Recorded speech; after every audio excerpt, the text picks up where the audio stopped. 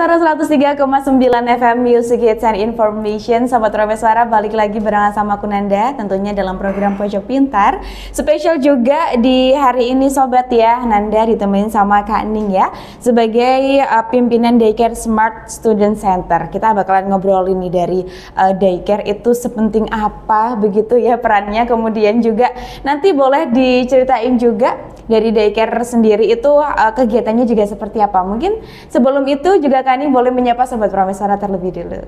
Baik, terima kasih. Assalamualaikum warahmatullahi wabarakatuh. Perkenalkan saya Ning Suryani dari Smart Student Center Lamongan. Oke, panggilnya Kak Ning benar ya? Kak Ning, iya benar. Kak Ning itu semuanya berarti dipanggilnya Kak Ning? Kak Ning, ya semuanya panggil kakak. Ya, jadi kita ada beberapa alasan kenapa kok biasanya kalau di daycare atau pendidikan anak usia dini kan panggilannya bunda. Nah, kita pakai Kak Ning itu kakak itu biar anak-anak itu nggak ada jarak, biar nggak ada jarak, biar bisa deket sama guru-gurunya, nggak ada rasa takut gitu. Kalau sama guru sama bunda itu kan ada rasa takutnya. Nah, tujuannya itu biar nggak ada jarak, biar mereka dekat sama guru-gurunya. Untuk yang ikut daycare di Smart Student Center itu dari usia berapa aja? Kalau usianya itu, kalau dulu ya kita mulai dari usia 3 bulan. Tapi untuk mulai tahun 2024 ini kita mulai 1 tahun minimal anak bisa jalan. Begitu. Dan dari kegiatannya sendiri juga seperti apa tuh? Apalagi di usia yang masih 3 bulan, masih kecil. Apakah ada kegiatan tertentu? Untuk saat ini kan sudah nggak ada yang 3 bulan Mbak ya, 1 tahun. Jadi semuanya itu kita kelompokkan sesuai dengan usia, ada kelas-kelasnya. Jadi usia 1 sampai 2 tahun nanti masuk ke baby class, usia 2 sampai 3 masuk ke toddler class, terus 3 ke 4 nursery class. Setelah itu 4 ke atas masuk ke kindergarten. Oke, boleh juga diceritain sama baby class dan juga kelas-kelas yang lainnya tuh kegiatannya seperti apa Kak Ning? Ya, nanti kita untuk kegiatannya itu sesuai dengan usia ya, sesuai dengan indikator masing-masing ya. Jadi kalau untuk di daycare itu usia 4 tahun ke bawah itu nanti ada kelas tuh hari Senin, Rabu dan Jumat. Kalau untuk hari Selasa dan Kamis tuh free. Jadi tetap ada panduan untuk pembelajaran. Jadi anak tidak kita biarkan bermain sendiri itu enggak, tapi tetap ada pengawasan. Jadi ada schedule-nya, mulai dari datang anak jam berapa, nanti masuk kelasnya sampai jam berapa. Kemudian ada nanti meal time, ada makan siang juga ada, waktunya mandi, waktunya itu semuanya nanti terkoordinir semuanya. Dan juga kayak untuk metode pembelajarannya sendiri tuh, apakah sama seperti di sekolah-sekolah biasanya atau mungkin di daycare ini punya ya metode khusus sambil bermain mungkin atau mungkin gimana? Jadi gini, kalau untuk kurikulum itu sebenarnya kita itu juga mengikuti dari dinas ya, kurikulum Merdeka Belajar gitu ya. Tapi juga kita juga ada tersendiri seperti kita untuk bahasa pengantarnya kita menggunakan bahasa Inggris dan bahasa Indonesia. Seperti itu. Jadi sedini mungkin anak kita perkenalkan bahasa internasional. Gitu. Jadi biar anak terbiasa karena sekarang zamannya zaman semuanya pakai internet ya, pakai itu ya. Jadi kalau anak nggak tahu kan ya lucu gitu ya. Jadi sedini mungkin kita perkenalkan. Jadi tidak hanya itu aja, tentang pendidikan karakter juga kita ajarkan sedini mungkin. Hal-hal yang sederhana seperti bagaimana anak ketika membuat kesalahan bilang minta maaf, minta tolong ya, anak minta tolong apa bilang minta tolong, terima kasih gitu ya. Itu hal-hal sepele tapi itu penting kita ajarkan sejak dini kepada anak-anak. Gitu. Tapi kalau secara keseluruhan berarti kan ini untuk pembelajaran begitu ya Kak Ning ya. Tapi sebenarnya dari daycare dan juga sekolah. Nah, apakah ada perbedaan atau mungkin daycare ini memang diperlukan atau gimana? Begini, kalau perbedaan hanya waktu saja ya. Gini. Jadi kalau untuk sekolah kan hanya sekolah aja, selesai sekolah pulang. Kalau waktunya pun juga kalau untuk sekolah untuk yang usia 4 tahun ke bawah itu jam 7 sampai jam 10. Gitu. Kalau untuk yang 4 tahun ke atas jam 7 sampai jam 12. Sedangkan daycare jam 7 sampai jam 4 sore.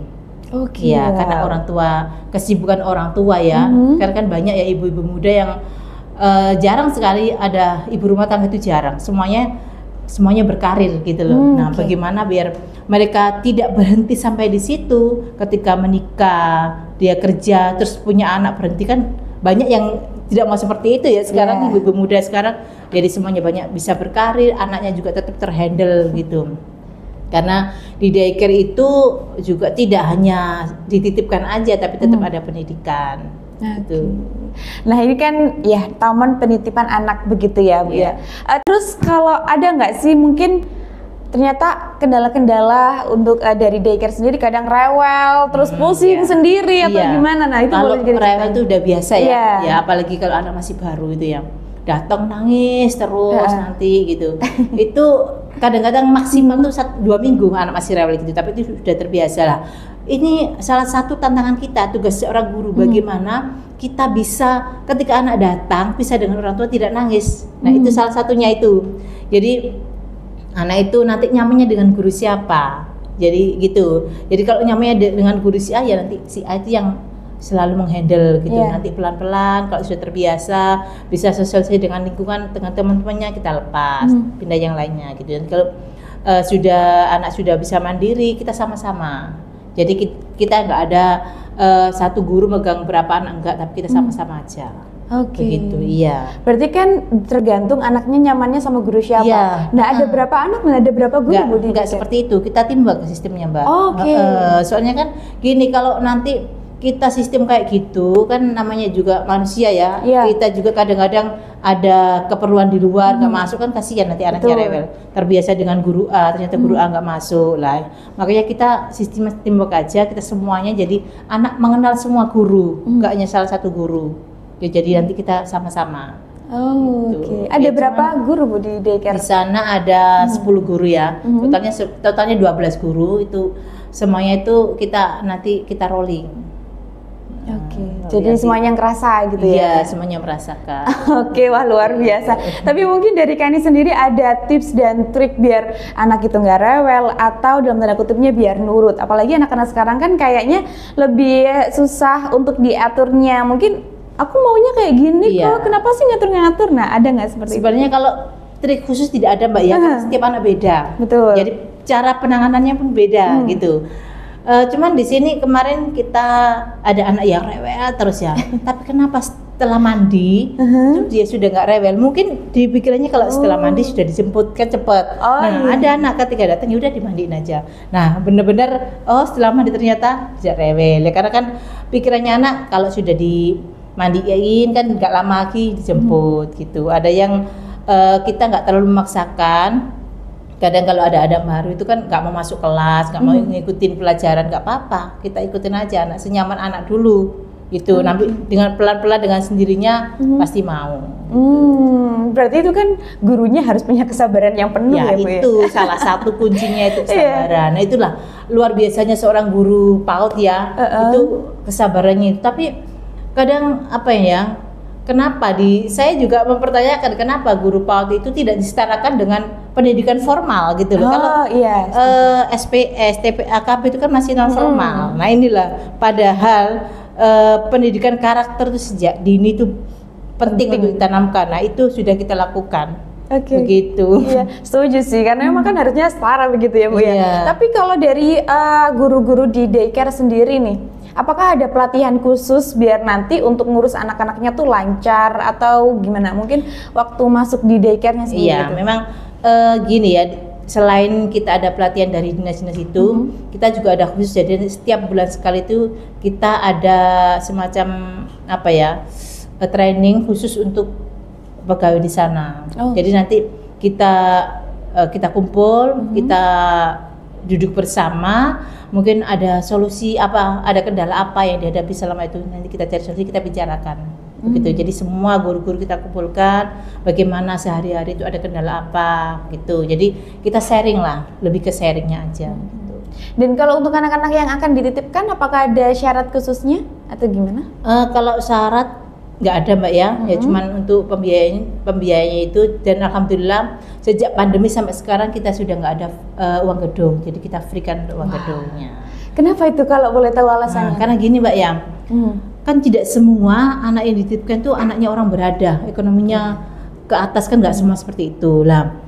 Kan kasihan kalau memang orang tuh butuh bekerja tapi mau nitipkan anak biaya mahal. Nah makanya saya kepingin institusi itu tidak melulu hanya karena uang, tapi bagaimana institusi itu bisa memberikan manfaat kepada masyarakat gitu. Jadi kita untuk sampai saat ini kita nggak ada uang gedung. Wah, luar biasa. Ini berarti memudahkan juga ya, dan ya memudahkan kita semua ya. Memudahkan orang tua iya, dan juga anak-anaknya juga iya. Dari Kani sendiri nih, selama ini ya menjadi pimpinan juga, mungkin kayak dari orang tuanya ada feedback khusus nggak, kayak wah ini terima kasih dan lain sebagainya seperti itu? Ya kayak gitu ya udah pasti Mbak ya. Bagaimana tidak, anak mulai dari tidak tahu apa-apa ya, anak belum pertama kenalnya itu hanya lingkungan keluarga. Setelah masuk ke institusi, mereka sudah bisa mengenal beberapa teman-teman setara, adik, kakak, mengenal dunia pendidikan, itu pasti ya. Pasti ya. Iya.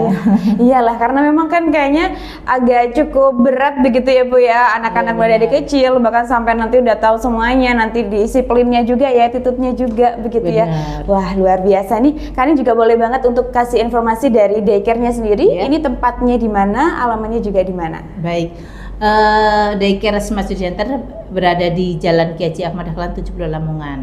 Di tengah perkotaan Mbak, jadi dekat dengan Pemda dekat, jadi untuk menjangkau itu gampang. Oke, nah ini untuk Sobat Royster mungkin kalau mau mampir juga boleh banget ya barengan sama Kaning gitu ya.